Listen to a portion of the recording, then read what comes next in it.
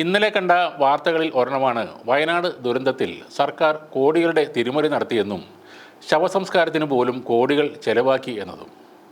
James വടക്കൻ എന്നൊരു വ്യക്തി നൽകിയ ഒരു രേഖ വെച്ച് വയനാട് ദുരന്തത്തിൻ്റെ യഥാർത്ഥ കണക്കുകൾ പുറത്തു വന്നു എന്ന നിലയിൽ വൻ പ്രചരണമാണ് നടക്കുന്നത്. ഒരു സർക്കാർ കണക്ക് ക്ലോസ് ചെയ്യാൻ മിനിമം എത്ര കാലം എടുക്കുമെന്ന ബോധം പോലും ഇല്ലാതെയാണ് ഇത്തരം ചർച്ചകൾ നടക്കുന്നത്.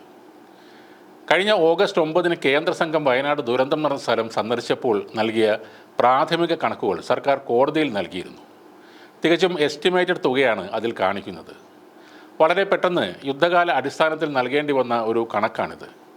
ഓരോ കാര്യങ്ങൾക്ക് ഇനം തിരിച്ച് ചെലവായ തുകയൊക്കെ റെക്കോർഡാക്കി അക്കൗണ്ട് ചെയ്ത് CAG ഓഡിറ്റ് ചെയ്ത് പുറകെ വരും. പബ്ലിക് അക്കൗണ്ടിങ്ങിനെക്കുറിച്ച് ഒന്നും അറിയില്ലെങ്കിൽ മിണ്ടാതെ ഇരിക്കുന്നതാണ് നല്ലത്. അപകടം നടന്നിട്ട് ഇതുവരെ കേന്ദ്ര സഹായം ഒന്നും കിട്ടാത്തതിനെക്കുറിച്ച് ഇവർക്ക് വേവലാതിയില്ല. ഇത് മുഖ്യമന്ത്രിയോട് ചോദിക്കാൻ പറയുന്ന കേന്ദ്രമന്ത്രി സുരേഷ് ഗോപിയെക്കുറിച്ച് ഇവർക്ക് പരാതിയില്ല.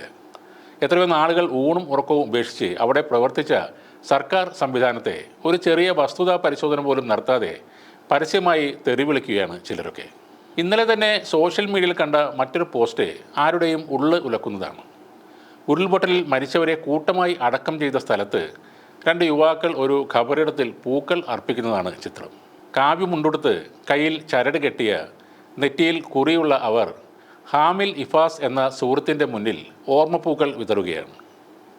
ഒരുപക്ഷെ കഴിഞ്ഞ ഓണവും വിഷുവും പെരുന്നാളും ക്രിസ്മസും ഒക്കെ ഒരുമിച്ച് ആഘോഷിച്ചവരായിരിക്കാം ഇവരെല്ലാം. മുണ്ടക്കൈ എന്ന സ്ഥലം സ്നേഹിക്കാൻ മാത്രം അറിയുന്ന ഒരുപാട് നിഷ്കളങ്കരായ മനുഷ്യരുടെ ഇടമായിരുന്നു എന്നാണ് പറയുന്നത്.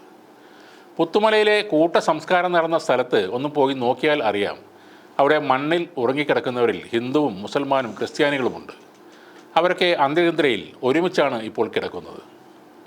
ഉരുൾപൊട്ടിയ മുണ്ടക്കൈ, ചൂരൽമല എന്നിവിടങ്ങളിൽ വീടുകൾക്ക് മതിലുകൾ പോലും ഇല്ലായിരുന്നു എന്നും പറയുന്നുണ്ട്.